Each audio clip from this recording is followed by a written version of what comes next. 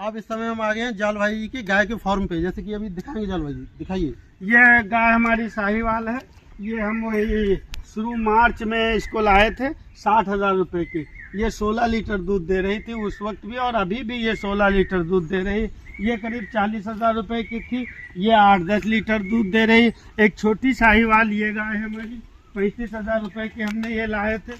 ये भी करीब 8-10 लीटर दूध अभी दे रही। ये कोई भी गाय जो है अभी दूध हमारा कम नहीं किया, जितना उस वक्त दे रही थी उतना आज भी दूध दे रही है। अगर सीधी गाय सीधी की बात करें, एक ये गाय हमारे पास है जो बहुत ही सीधी गाय है, बिल्कुल चाहे जैसे इसको लगा लो, कोई धक्का दो चाहे, लेकिन ये कुछ भी करती नहीं है।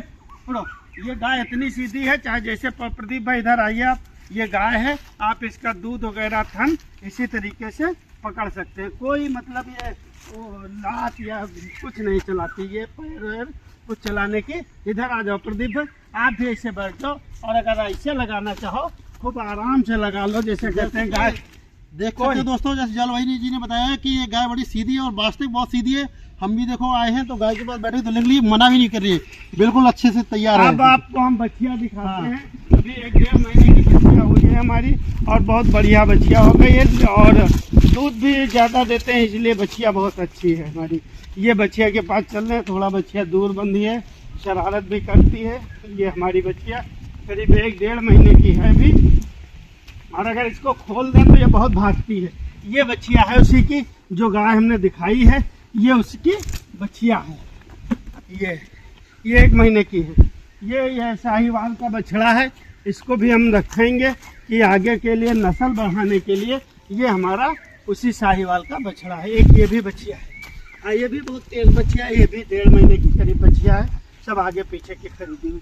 अब इस गोबर का जो यूज़ है हम अपने घर में जलाने के लिए, कि हम कैसे आत्मनिर्भर बने, हमको किसी के गाय से कुछ ज़रूरत ना पड़े, इसके लिए ये हम कंडा पाथते हैं।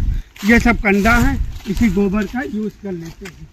ये कंडा पथे हुए हैं, उसके पथने के बाद ये सूख रहे हैं। जब ये सूख जाते हैं तो सूखने के बाद इस तरीके से इसको हम लगा देते हैं, जिसको हम देहात की भाषा में भटिया कहते हैं।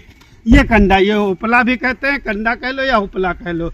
ये जलाने के लिए बहुत बढ़िया। दूध जो हम शुद्ध दही बनाते हैं दूध के बाद, तो इस कंडे को तोड़ के आग रखते हैं। आग जलाने के बाद जब इसका धुआं खत्म हो जाता है तो इसके ऊपर दूध रख देते हैं। शाम को रख देते हैं, रात भर रखा रहता है।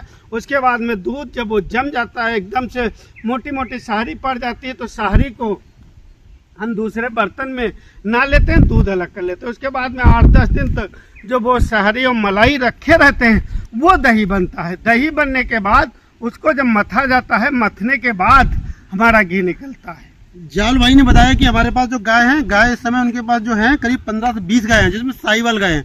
साहीवाल गाय की बात बता रहे थे जाल भाई, जैसे कि वो 20 लीटर दूध कोई देती है गाय हमारी, कोई 16 लीटर देती है, कोई 10 लीटर देती है।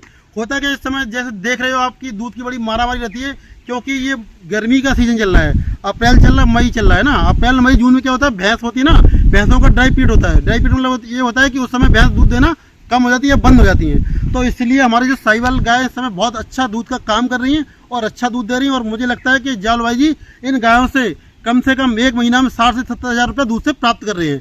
ठीक है, बहुत बहुत धन्यवाद।